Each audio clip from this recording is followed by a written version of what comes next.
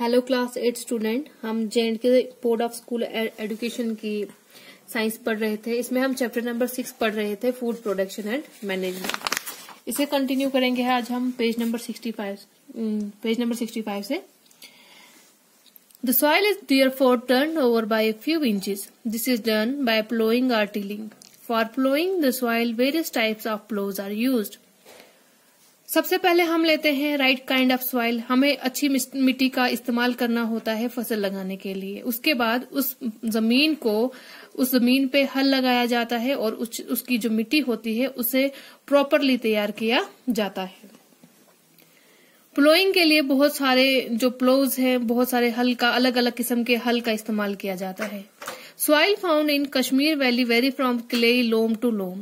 The soils are classified into 8 types on the basis of productivity potential.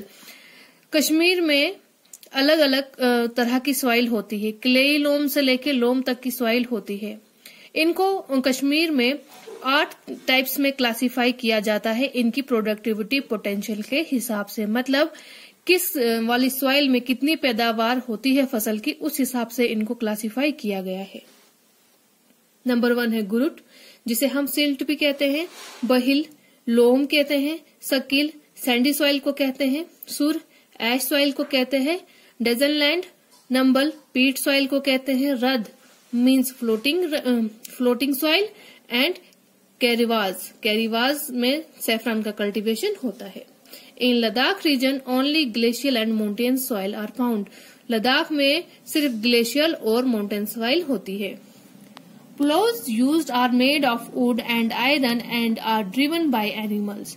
नावाडेज farmer use tractors to plough their fields. हल लकड़ी का बना होता है और आयरन का बना होता है। लोहे और लकड़ी का हल बना होता है और उन्हें जानवर चलाते हैं। लेकिन आज के दिनों में देखा जाए तो ट्रैक्टर्स का इस्तेमाल, हल की जगह पे ट्रैक्टर्स का इस्तेमाल किया जाता है। किसान ट्रैक्टर का इस्तेमाल करते हैं। Tractors are motor vehicle use to pull heavy machinery like ploughs and drills. Tractor ऐसी गाड़ियां होती हैं, ऐसे वाहन होते हैं जिनके सहारे से हैवी मशीनरीज जैसे प्लोज और ड्रिल्स का इस्तेमाल किया जाता है। इन दोनों का इस्तेमाल ट्रैक्टर करता है। The plows are chosen according to the type of soil. मिट्टी के हिसाब से प्लोज का इस्तेमाल किया जाता है। If the soil is hard, the plow must have sharp iron to break it. अगर मिट्टी सख्त होती है तो तेज धार वाले लोहे का इस्तेमाल किया जाता है प्लो में, ताकि वो अच्छे से मिट्टी को तोड़ सके। When the soil is dry, it breaks into big chunks. और जब मिट्टी सूखी होती है तो बड़े बड़े टुकड़ों में टूट जाती है। These have to be further broken down by clod crushers. उन बड़े बड़े मिट्टी के टुकड़ों को क्लॉड क्रशर्स के जरिए तोड़ा जाता है। After the soil or land has been plowed, the soil may get eroded by wind and water. जब खेतों में हल लगाया जाता है तो मिट्टी काफी पतली हो जाती है, तो हवा और पानी के साथ वो बह जाती है। To prevent this the soil is levelled with wooden levellers और plane.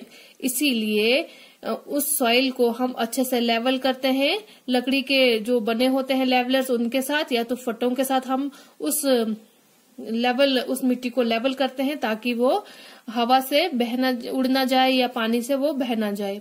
By doing this water distribution is facilitated. तो ऐसा करने से क्या होता है, जो पानी होता है खेतों में वो अच्छे से वहां फैसिलिटेट होता है, मीन्स पूरी खेत में बराबर पानी भी जाता है। Preparation of soil is also helpful for its productivity. तो सॉइल का ऐसा होना, सॉइल को तैयार करते हैं हम, ये करना बहुत जरूरी है। इससे फसल की पैदावार को मदद मिलती है। Continuous cultivation on a piece of land reduces its fertility. अगर हम बार बार एक ही खेत में, एक ही जमीन के टुकड़े पे बार बार कल्टीवेशन करेंगे, बार बार उस पे फसल लगाएंगे, उससे उस जमीन की जो सॉइल है उसमें फर्टिलिटी बहुत कम हो जाएगी। Earthworm are also known to plough the soil. Earthworm भी मिट्टी को पतला करने में, मिट्टी को फसल के लायक बनाने में मदद करते हैं। Selection of right seed. पहले हमने पढ़ा राइट काइंड ऑफ सॉइल। फसल को लगाने के लिए हमें अच्छी मिट्टी लेनी होती है। और अब हम सीड्स के बारे में पढ़ेंगे कि हमें जो बीज इस्तेमाल करना है वो भी अच्छी क्वालिटी का बीज होना चाहिए। After the land has been prepared, seeds are selected for sowing. जब हम मिट्टी में हल लगाते, जमीन में हल लगाते हैं, उसके बाद वहां बारी आती है सीड्स लगाने की, बीज बोने की बारी आती है। Seeds to be sown must be free from disease and also resistant to disease. जो सीड हम अब खेतों में लगाएंगे, जो बीज हम वहां पे लगाएंगे खेतों में, वो डिजीज फ्री होना चाहिए, डिजीज रेजिस्टेंट होना चाहिए। मीन्स उसमें कोई भी बीमारी नहीं होनी चाहिए और उस पर कोई बीमारी लगनी भी नहीं चाहिए, उस पर कीड़े मकोड़ों का कोई असर नहीं होना चाहिए। The seed should be viable for germination. The seed should be obtained from a healthy plant. जो बीज हम लगाएंगे वो हेल्थी प्लांट से लिया हुआ होना चाहिए और उसमें जर्मिनेशन भी अच्छी होनी चाहिए। मीन्स वो बहुत अच्छे से ग्रो करना चाहिए। वो seeds of good quality can be had from national seed corporation. तो नेशनल सीड कॉर्पोरेशन से हम अच्छी क्वालिटी के सीड्स ले सकते हैं। Next is sowing. सोइंग होता है बोना। There are two methods of sowing. The first method is by scattering seeds in the field by hand. This is known as broadcasting. अब जो बीज हम लेंगे उन्हें हमें खेतों में बोना होता है। तो बोने के लिए भी दो मेथड्स का इस्तेमाल किया जाता है। पहला मेथड है जो बीज हम खेतों में फेंकते हैं, जो सीड हम खेतों में लगाते हैं, जो बीज हम खेतों में लगाते हैं, उसे हम हाथों के साथ लगाते हैं और इसे हम ब्रॉडकास्टिंग कहते हैं। In many developed countries, seeds are no longer sown by hand.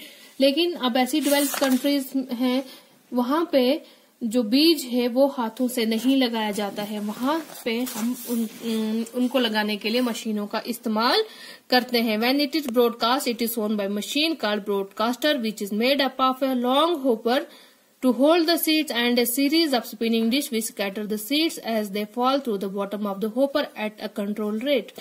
तो बड़ी बड़ी कंट्रीज में, डेवलप्ड कंट्रीज में सीड को ब्रॉडकास्ट करने के लिए मशीन का इस्तेमाल किया जाता है और उन मशीनों को हम ब्रॉडकास्टर कहते हैं। उनमें लॉन्ग होपर होते हैं और कुछ स्पिनिंग डिस्क होती हैं जो सीड को स्कैटर करने में हेल्प करती हैं।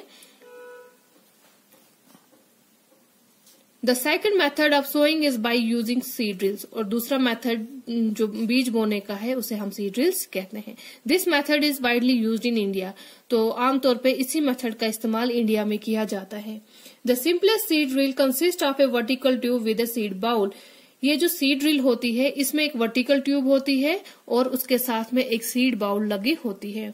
This arrangement is tied to the plough and the farmer drop the seed into the bowl as the plough drags on the seed drill. तो ये जो अरेंजमेंट बनाया जाता है ये हल के साथ में लगा दिया जाता है और जो बाउल होती है उसमें तो फार्मर जो किसान होता है उसमें सीड्स डालते रहता है और उस प्लो को जब ड्रैग करते हैं, खींचते हैं, तो उसके साथ साथ में वो सीड भी गिरते हैं। The country plough is often adopted to line sowing. इसका ज्यादातर इस्तेमाल लाइन सोइंग के लिए होता है।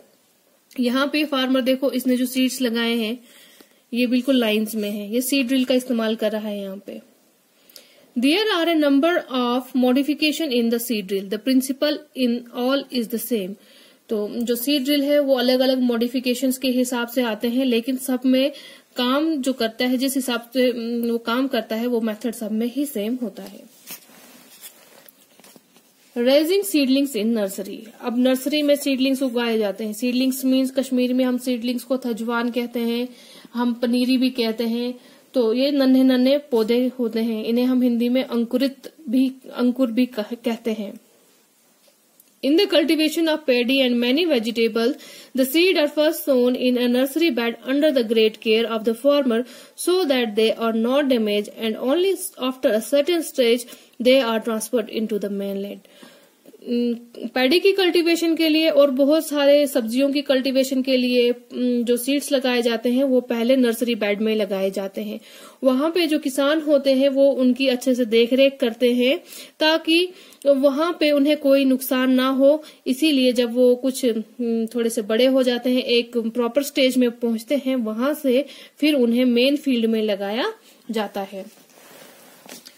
Transplanting. The practice of taking the seedlings from the nursery to the main field is known as transplanting. उन सीडलिंग्स को नर्सरी से फिर लाया जाता है और खेतों में लगाया जाता है। खेतों में काफी दूरी पे उन्हें लगाया जाता है, तो उस प्रोसेस को हम ट्रांसप्लांटिंग कहते हैं। यहाँ पे देखो ये राइस कल्टीवेशन कर रहे हैं, तो इनके हाथों में ये सीडलिंग्स है और ये पानी में इन्हें दूर दूर डिस्टेंस पे लगा रहे हैं, तो इसे हम ट्रांसप्लांटिंग कहते हैं। Transplanting allows better penetration of roots in the soil and better shoot development. Transplanting से क्या होता है? ट्रांसप्लांटिंग से उन मिट्टी में जो रूट्स होते हैं, ट्रांसप्लांटिंग से जो सीडलिंग के रूट्स होते हैं वो अच्छे में मिट्टी में पकड़ रखते हैं और उनका जो शूट डेवलपमेंट होता है वो भी अच्छे से होता है। Transplanting is a common practice in rice and many vegetables. तो बहुत सारी सब्जियों में और चावलों में ट्रांसप्लांटिंग का मेथड इस्तेमाल किया जाता है। Before transplanting, the main field is appropriately plowed and manured. During the transplanting, proper distance is kept between the plants and rows to enable the plants to receive sufficient sunlight and water. Transplanting करने से पहले उस खेत में अच्छे से हल चलाया जाता है, उसमें गोबर जो ग्रीन मैन्यूर होता है उसका इस्तेमाल किया जाता है, और जब ट्रांसप्लांटिंग करते हैं, जब हम सीडलिंग्स लगाते हैं खेतों में, तो उन्हें एक प्रॉपर दूरी पे रखा जाता है ताकि हर प्लांट को अच्छे से सनलाइट भी मिले, धूप भी मिले और पानी भी मिले। इस हिसाब से हम उन पौधों को उस दूरी पे लाइन में लगाते हैं। For paddy, the main field is also flooded with water. Pedi cultivation के लिए खेत में पानी दिया जाता है और पानी बहुत अच्छी मात्रा में डाला जाता है। Seed should be sown at proper depth in the soil. जो बीज हम मिट्टी में बोते हैं उसे हमें एक प्रॉपर डेप्थ में लगाना चाहिए। Activity. Take 3 earthen pot, figure 6.4, containing the same amounts of soil. Label the pot as A, B and C. Sow 5 bean seeds at a depth of 2 cm in pot A. अब यहाँ पे हमने एक activity करनी है। हमने 3 earthen pot लेने, means हमने 3 मिट्टी के गमले लेने हैं और उनका नाम हमने A, B एंड C रखना है। और हमने क्या करना है, हमने 5 बीन सीड्स लेने हैं। 5 बीन सीड मीन्स 5 राजमा के दाने लेने हैं और हमें उन्हें पॉट ए में 2 सेंटीमीटर की डेप्थ में डालना है। So 5 bean seeds at a depth of 5 centimetre in pot B. तो pot B में हमने 5 सेंटीमीटर की डेप्थ में उस राजमा को डालना है, and 5 seeds at a depth of 10 centimetre in pot C. और pot C में हमने 5 beans 10 सेंटीमीटर की डेप्थ में डालना है। Water all the 3 pot regularly once a day with equal quantity of water for a few days. तो कुछ दिनों तक हमें उन गमलों में इक्वल क्वांटिटी में पानी डालना है। मीन्स मान लो हम जो पॉट ए है उसमें 1 गिलास का पानी डाल रहे हैं, तो हमें बी और सी में भी 1-1 गिलास का पानी ही डालना है। Observe the sapling in the pot at frequent interval. What do you observe? तो जो सैपलिंग उसमें बन रहे हैं, जो उसमें पौधे उग रहे हैं, उन्हें हमें ऑब्जर्व करना है। तो हम क्या ऑब्जर्व करेंगे? The plants in pot B show healthy growth in comparison to pot A and pot C.